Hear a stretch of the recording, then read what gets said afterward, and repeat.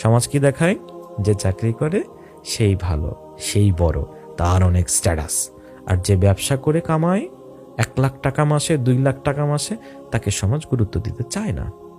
একটা লোক সরকারি চাকরি করতো বা চাকরি করতো এক কথায়, সেটা ছেড়ে দিয়ে সে একটা চায়ের দোকান দেয় বা কফি শপ দেয়। সেখান থেকে তার মান্থলি ইনকাম 90 থেকে 1 লাখ টাকা বা 2 লাখ টাকার মতো।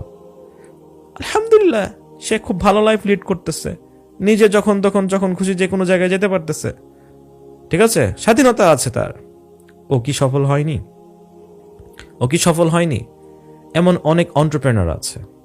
University drop out, Mark Zuckerberg university drop out, but সে $1 বিলিয়ন মালিক এখন। এগুলো এক্সাম্পল হাতে গোনা যে কয়েকটা এরকম না, অহরহ এক্সাম্পল আছে।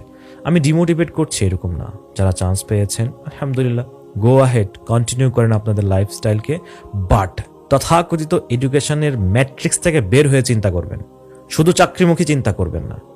আর যারা চান্স পান নাই, এখানে হতাশ হওয়ার জায়গা নাই, কোনো জায়গা নেই এখানে হতাশ হওয়ার, ঠিক আছে?